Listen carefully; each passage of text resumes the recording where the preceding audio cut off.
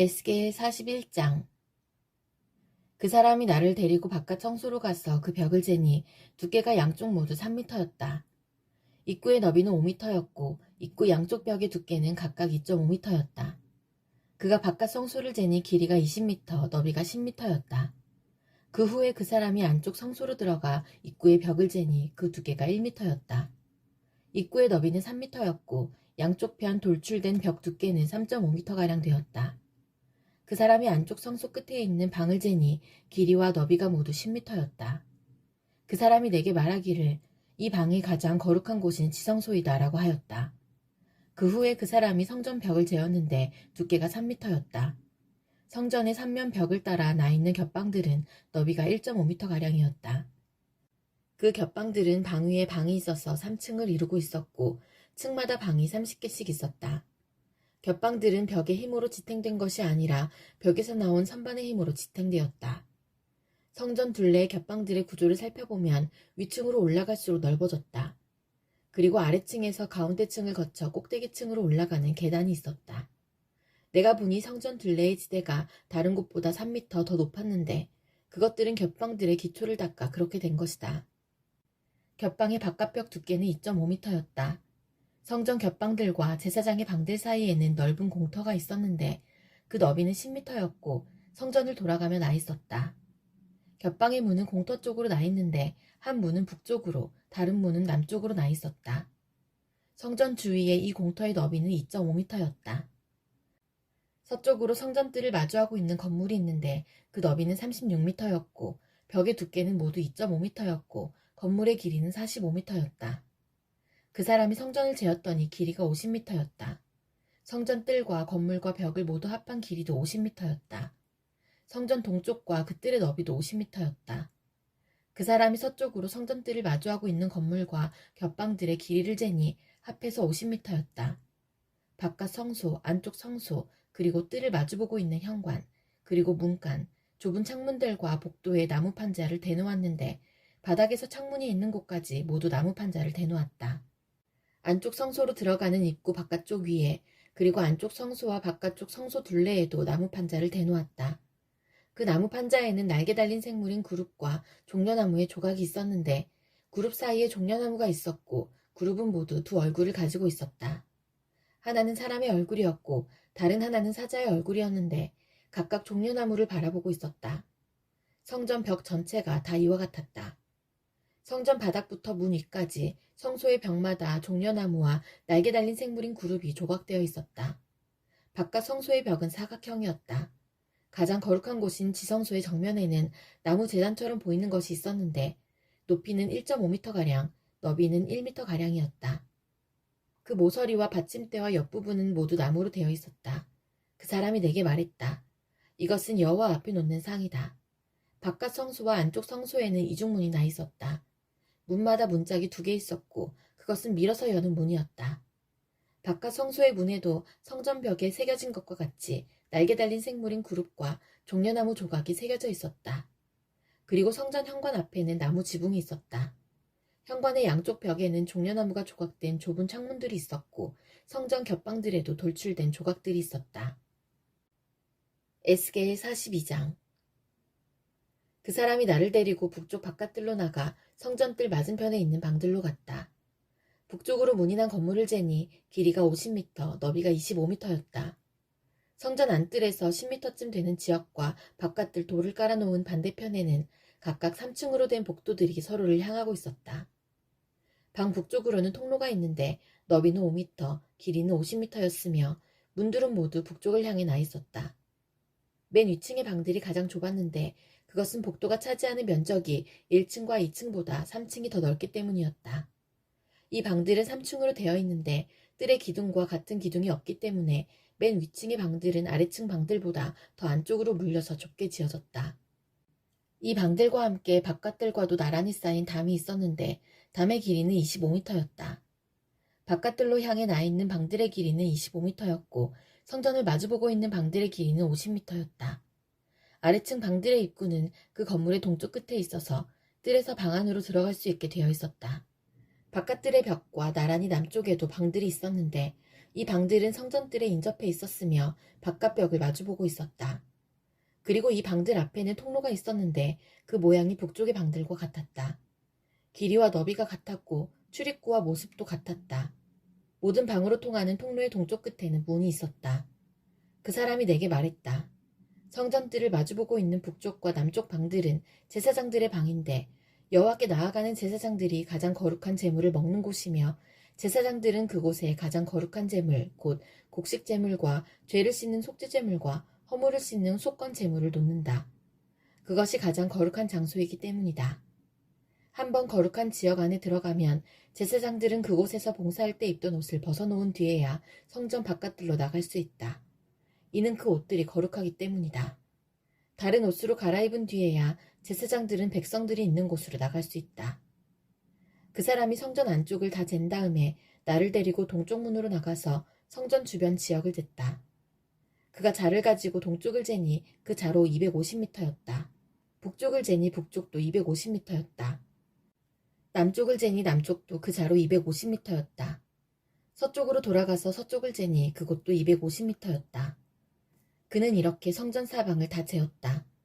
성전 사방으로 담이 있었는데 그 길이가 250m, 너비도 250m였다. 그 담은 거룩한 성소와 일반 지역을 가르는 담이었다. 에스겔 43장. 그 사람이 나를 데리고 동쪽 문으로 갔다. 내가 보니 이스라엘 하나님의 영광이 동쪽에서 오는데 하나님의 목소리가 마치 소리를 내며 흐르는 물소리 같았다. 땅이 하나님의 영광으로 환하게 빛났다. 내가 본 환상은 주님께서 예루살렘 성을 멸망시키러 오셨을 때에 본 환상과 같았고 그 발 강가에서 본 환상과도 같았다. 그래서 나는 얼굴을 아래로 떨구었다. 여호와의 영광이 동쪽 문을 거쳐 성전으로 들어갔다. 그때 여호와의 영이 나를 들어올려 안뜰로 데려갔는데 성전은 여호와의 영광으로 가득 차 있었다. 그 사람이 내 곁에 서 있을 때 성전 안에서 내게 말하는 소리가 들려왔다. 사람아, 이곳은 내 왕좌요, 내 발을 두고 있는 곳이다. 내가 여기에서 이스라엘 사람들과 영원히 살 것이다. 이스라엘 백성이 다시는 내 거룩한 이름을 더럽히지 않을 것이다. 백성이나 왕들이 음란한 짓을 하거나 아니면 산당에서 죽은 왕들의 형상을 섬김으로써 내 거룩한 이름을 더럽히지 않을 것이다.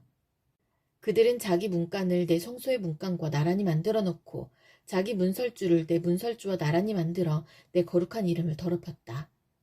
그래서 내가 진노하여 그들을 멸망시킨 것이다. 자, 이제 그들은 음란한 짓과 죽은 왕들의 형상을 멀리해야 한다. 그러면 내가 그들 가운데서 영원히 살 것이다. 사람아, 이스라엘 백성에게 이 성전에 관해 잘 설명해 주어라. 그러면 그들이 자기 죄를 부끄럽게 여길지 모른다. 그들이 저지른 모든 짓들을 스스로 부끄럽게 여기거든 이 성전의 설계도를 알려주어라. 구조와 출입구들을 가르쳐주고 성전에 관한 모든 도안과 규례와 법에 대해 알려주어라. 그들이 보는 앞에서 그것들을 적어서 그들이 성전의 법과 규례를 신실하게 따를 수 있게 하여라. 성전의 법은 다음과 같다. 성전이 지어진 산 꼭대기 주변 모든 지역은 가장 거룩하다. 이것이 성전의 법이다. 제단의 크기는 다음과 같다. 제단 밑받침의 높이는 60cm이고 그 밑받침의 가장자리 폭도 60cm이며 가장자리를 두르고 있는 턱의 높이는 약 20cm이다. 밑받침 위에 있는 제단 아래층은 높이가 1m이고 그 가장자리 폭이 50cm이다. 그리고 중간층의 높이가 2m이며 그 가장자리 폭이 50cm이다. 이 번제단의 제일 위층은 높이가 2m이며 내 모서리에는 뿔 4개가 위로 솟아있다. 그리고 번제단 제일 위층은 가로 세로가 6m인 정사각형이다. 중간층도 가로 세로가 모두 7m인 정사각형이며 밑받침을 두르고 있는 턱의 폭은 25cm이고 그 턱의 받침폭은 50cm이다. 그리고 제단의 계단은 동쪽으로 향해 있다. 그때 그 사람이 내게 말했다. 사람아, 나 주 여호와가 말한다. 제단을 만들 때 태워드리는 제사인 번제와 피를 뿌리는 일에 대한 규정은 다음과 같다. 너는 레위 사람 중 사독 가문의 사람으로서 내게 가까이 나와 섬기는 제사장들에게 어린 수송아지 한 마리를 주어 죄를 씻는 속죄 제물로 삼게 하여라. 주 여호와의 말씀이다. 너는 송아지의 피를 가져다가 제단의 내 모서리와 위쪽 내 모서리와 둘레에 모두 발라서 제단을 깨끗이 하고 죄를 씻는 속죄제를 드려야 한다. 그런 뒤에 죄를 씻는 속죄 제물로 바친 송아지를 성소 바깥 성전 지역에 지정한 장소에서 태워라. 다음 날에는 흠없는 순념소 한 마리를 바쳐서 죄를 씻는 속죄 제물로 삼아라. 수송아지로 제단을 깨끗이 했던 것처럼 제단을 깨끗이 해야 한다. 제단을 깨끗이 한 뒤에는 흠없는 어린 수송아지 한 마리와 양떼 가운데서 흠없는 순양 한 마리를 바쳐라.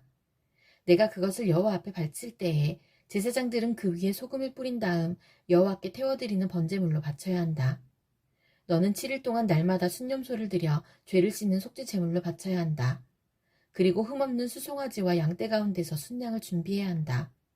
7일 동안 제단을 깨끗이 한 뒤에 제물을 드려라. 7일이 다 지나고 8일이 되면 제사장은 너희가 태워드리는 번제물과 화목제물을 바쳐야 한다. 그러면 내가 너희를 받아들일 것이다. 나 주 여호와의 말이다.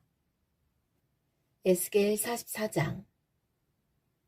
그 사람이 나를 데리고 성소 바깥 동쪽 문으로 데려갔는데 그 문은 닫혀 있었다. 여호와께서 내게 말씀하셨다. 이 문은 닫아놓아야 하며 열어서는 안 된다. 아무도 이 문으로 들어가서는 안 된다. 이스라엘 하나님 나 여호와가 이 문으로 들어왔기 때문에 이 문은 닫아두어야 한다. 오직 왕만 문 안에 앉아 여호와 앞에서 음식을 먹을 수 있다. 왕은 현관문으로 들어오고 반드시 그리로 나가야 한다. 그 후에 그 사람이 나를 데리고 바깥 북쪽 문을 지나 성전 앞으로 갔다. 그곳에서 내가 보니 여호와의 영광이 여호와의 성전에 가득 차 있었다. 그래서 나는 얼굴을 땅에 대고 엎드렸다. 여호와께서 내게 말씀하셨다. 사람아, 여호와의 성전에 관한 모든 규례와 법을 말해주겠으니 주의를 기울이고 잘 들어라. 성전으로 들어가는 입구와 성소에서 나오는 출구들을 잘 보아두어라. 너는 반역하는 이스라엘 백성들에게 말하여라. 주 여호와께서 이렇게 말씀하신다. 이스라엘아, 이제 너희의 모든 역겨운 짓들을 그만하여라.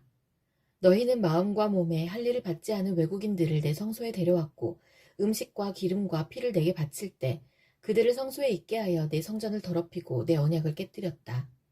또 너희는 내 거룩한 물건인 성물을 함부로 다루었다. 그것들을 다루어서는 안 될 사람들에게 너희의 의무를 맡겼다. 몸과 마음에 할 일을 받지 않은 외국인들은 내 성소에 들어올 수 없다. 심지어 이스라엘 백성 가운데 사는 외국인들도 들어올 수 없다. 이스라엘이 나를 버리고 우상을 따를 때에 레위 사람들도 내게서 떠났기 때문에 레위 사람들은 그들이 저지른 죄의 책임을 지고 심판을 받아야 한다. 그들은 내 성소에서 성전 문들을 지키고 성전 안에서 일을 하였다. 백성들이 바치는 태워드리는 번제물이나 그 밖의 제물을 잡고 백성 앞에 서서 시중을 들었다. 그러나 그들은 백성들이 우상을 섬기는 것을 도왔고 이스라엘 백성이 죄를 짓게 하였으므로 그들의 지은 죄의 책임을 면치 못할 것이다. 그들은 제사장으로서 내게 나아와 나를 섬기지 못할 것이며 나의 거룩한 물건인 성물들이나 가장 거룩한 제물인 지성물에도 접근하지 못할 것이다. 그들이 저지른 모든 역겨운 짓 때문에 그들은 부끄러움을 당할 것이다. 그래도 나는 그들에게 성전을 돌보는 일과 그 안에서 이루어지는 일들을 맡길 것이다. 이스라엘이 나를 버렸을 때에 레위 사람 중 사독의 자손인 제사장들은 성소의 모든 규정들을 성실하게 수행하였기 때문에 내게 가까이 나와 나를 섬기게 될 것이다. 그들은 내 앞에서 기름과 희생제물의 피를 바칠 수 있을 것이다. 그들만이 내 성소에 들어올 수 있으며 그들만이 내 상에 가까이 와서 나를 섬기고 내가 맡긴 일들을 수행할 수 있을 것이다. 안뜰문으로 들어올 때 제사장들은 반드시 모시옷을 입어야 한다. 안뜰문이나 성전 안에서 주님을 섬길 때에는 양털옷을 입지 말아야 한다. 머리에는 모시관을 써야 하며 모시 바지를 입어야 한다. 땀이 나는 것은 입지 말아야 한다.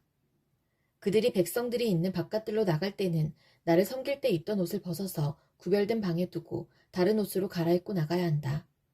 그렇게 함으로써 옷 때문에 백성이 해를 당하지 않게 하여야 한다. 제사장들은 머리털을 완전히 밀어서도 안 되고 길게 자라게 해서도 안 된다. 머리털을 적당히 알맞게 깎아야 한다. 안뜰에 들어갈 때에 포도주를 마셔서는 안 된다. 그들은 과부나 이혼한 여자와 결혼을 해서는 안 된다. 결혼을 하려면 이스라엘 백성 가운데서 처녀나 다른 제사장의 아내였다가 과부가 된 여자와 결혼할 수 있다. 제사장은 내 백성에게 거룩한 것과 그렇지 않은 것을 구별하는 방법을 가르쳐야 하며 부정한 것과 깨끗한 것을 구별하는 방법도 일러주어야 한다. 만일 사람들 사이에 다툼이 일어나면 제사장은 재판관이 되어야 한다. 그들은 판단을 내릴 때에 내 규정들을 따라야 한다. 그리고 제사장은 내 특별한 절기를 지킬 때마다 내 율법과 규례를 따라야 하며 안식일을 거룩하게 지켜야 한다. 제사장은 죽은 사람을 가까이 하여 자기 몸을 더럽혀서는 안 된다. 그러나 죽은 사람이 친척일 때, 곧 그의 아버지나 어머니, 아들이나 딸, 형제, 그리고 결혼하지 않은 누이일 때에는 가까이 할 수 있다. 그때 제사장은 자기 몸을 다시 깨끗하게 한 후 7일을 기다려야 한다. 그런 뒤에 성소의 안뜰로 들어가 제사장의 임무를 수행할 때 그는 먼저 자신을 위해 죄를 씻는 속죄제물을 바쳐야 한다. 나 주 여호와의 말이다. 내가 바로 제사장들의 유일한 제산이다. 너희는 이스라엘 가운데서 제사장들에게 땅을 주어 제산을 삼게 해서는 안 된다. 내가 그들의 제산이 될 것이다. 제사장은 곡식제물과 죄를 씻는 속죄제물과 허물을 씻는 속건제물을 먹을 것이며 이스라엘이 바친 모든 것이 그들의 것이 될 것이다. 모든 첫 수확들 가운데서 가장 좋은 것과 너희가 바치는 특별한 예물들 가운데 가장 좋은 것은 제사장 몫이다. 또한 너희의 첫 밀가루를 제사장들에게 주면 내가 너희 가정에 복을 내릴 것이다. 제사장들은 새든지 짐승이든지 저절로 죽은 것을 먹어서는 안 된다. 또한 들짐승들에 찢겨 죽은 것들은 무엇이든지 먹어서는 안 된다.